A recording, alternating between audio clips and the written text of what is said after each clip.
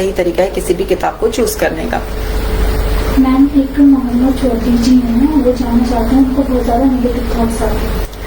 Negative thoughts अगर बहुत आते हैं मोहम्मद चौधरी जी आपको, तो आप समझिए कि आपका जो बिलीफ सिस्टम है वो नेगेटिव बना हुआ है, क्योंकि ऑटोमेटिक थॉट्स हमारे अंदर पॉजिटिव या नेगेटिव जैसे भी आते हैं वो हमारे बिलीफ सिस्टम का पार्ट होते हैं। जैसे आपकी लाइफ में जो भी कंडीशन सिचुएशंस हैं उसमें आपके अगर बहुत ज़्यादा नेगेटिव एक्सपीरियंस रहे हैं या आपके आसपास जो नेगेटिव इन्वायरमेंट रहता है, तो स्वाभाविक है कि कोई भी घटना आपके जीवन में होगी तो उसमें आपको नेगेटिव थॉट्स ही आएंगे। अब जब नेगेटिव थॉट्स अपने आप आएंगे आपको, तो आप परेशान हो जाएंगे कि नेगेटिव थॉट्स क्यों आ रहे हैं। तो आप अपने नेगेटिव थॉट्स को एक पेपर पे लिखिए और आप देखिए कि आपके जो नेगेटिव थॉट्स हैं उसमें क्या क्या एरर कर रहे हैं सोचते वक्त। जैसे कि किसी इवेंट को आप बहुत ज़्यादा बढ़ा चढ़ा सकते हैं, कई बार अपने ही अचीवमेंट्स को आप कम देख सकते हैं, कई बार आप अपनी फीलिंग्स के बेसिस पर ही उस सिचुएशन को देख रहे होते हैं, कई बार आप बहुत अनरिलेटेड चीज़ों को उसमें ऐड कर रहे होते हैं, कई बार ऐसा भी होता है कि आप जो है ना हर चीज़ को पर्सनली ले लेते हैं, कई बार ऐसा भी होता है कि आप माइंड रीड करने की कोशिश करते हैं किसी दूसरे का, कई बार ऐसा भी होता है कि आप हर सिचुएशन में वर्स्ट सोच रहे होते हैं। तो जब आप अपनी थॉट्स को लिखेंगे तो सोचते वक्त आपका दिमाग क्या गलतियां कर रहा है और किन किन सिचुएशन में ज्यादा नेगेटिव थॉट्स आ रही है, तो इससे आपको पता चलेगा कि किन किन सिचुएशन में आपका नेगेटिव बिलीफ सिस्टम है। तो उन थॉट्स को लिखने के बाद आप ये देखिए कि उन थॉट्स में जो फीलिंग्स हैं वो आपको क्या रिस्पॉन्स दे रही हैं। जैसे कि सपोज आपको अगर अपने करियर से लेकर थॉट आया कि मेरा करियर बहुत अच्छा नहीं चलेगा, मैं कभी बहुत अच्छे अर्न नहीं कर पाऊंगा, तो इसमें जो है इमोशन वो है फ्रस्ट्रेशन। तो वो फ्रस्ट्रेशन अगर आपको बॉडी लेवल पर कहीं फील हो रही है तो उसको भी नोट कीजिए। एंड फिर इसका ऑल्टरनेटिव रिस्पॉन्स, यानी कि इसी सिचुएशन में आप और क्या पॉजिटिव सोच सकते हैं। आपकी जगह कोई और इंसान होता तो इस सिचुएशन में वो क्या पॉजिटिव सोचता। तो जितनी भी ऑल्टरनेटिव एक्सप्लेनेशन आप सोच सकते हैं उसे लिखिए। तो जितना आप हर सिचुएशन को पॉजिटिवली एक्सप्लेन करेंगे अपने आप को, उतना जल्दी आपका बिलीफ सिस्टम चेंज होता जाएगा और ऑटोमेटिक जो नेगेटिव थॉट्स हैं वो पॉजिटिव हो जाएंगे। Any other question? Okay, so I hope ये सेशन आपके लिए यूजफुल रहेगा और आप अपने फियर को दूर कर कर एक फियरलेस लाइफ को एंजॉय कर पाएंगे। आज के लिए इतना ही, नेक्स्ट फ्राइडे मिलती हूँ। Bye bye, take care.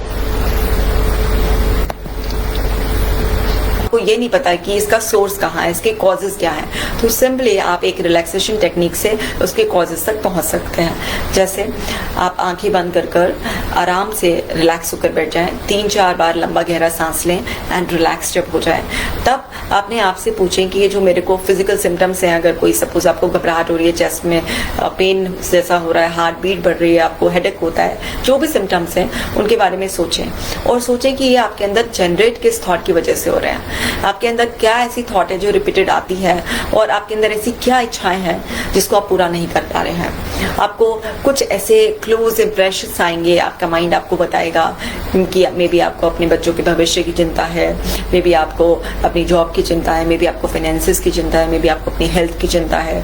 कुछ भी किसी भी तरीके से आप जो भी फियरफुल स्टेट में है, आपका माइंड आपको कुछ इंप्रेशंस बताएगा और जो भी आपको वो इंप्रेशंस या आंसर्स मिले अपने माइंड से, तो वो आप एक पेपर पे नोट कर सकते हैं। अभी शुरू में क्या होगा, बहुत अलग अलग भी विचार आपका दिमाग बता सकता है, अलग अलग रीजंस बता सकता है। बस सिंपली आप नोट करते जाएंगे तो आप क्या है डॉट्स को कनेक्ट कर पाएंगे।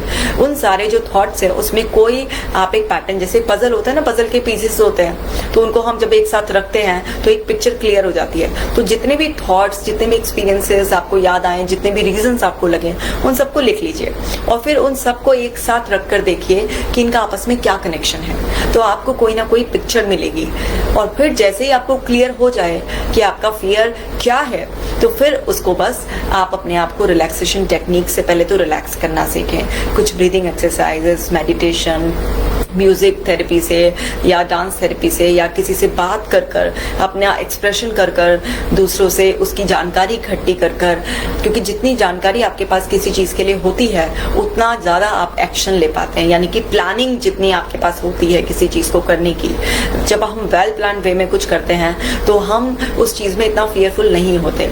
लेकिन रैंडम सिचुएशंस में, स्पॉन्टेनियस सिचुएशंस में हमारे अंदर फियर आना थोड़ा सा नेचुरल हो जाता है। आप देखिए, अगर कोई बच्चा एग्जाम के लिए वेल प्रिपेयर्ड है तो उसका फियर बहुत ही कम लेवल का होगा, लेकिन अगर किसी की तैयारी नहीं है तो उसका फियर भी बहुत ज्यादा होगा, उसको ज्यादा एंजाइटी फील होगी। तो ऐसे ही अगर आप वेल प्रिपेयर्ड हो जाएंगे, वेल प्रिपेयर्ड कैसे होते हैं, आप इंफॉर्मेशन यानी इकट्ठा कर कर और उसकी प्रैक्टिस कर कर तो जब आप अपने फियर को पता लगा लें कि आपका फियर क्या है, तो आप उससे रिलेटेड कि उसको कैसे दूर किया जा सकता है जानकारी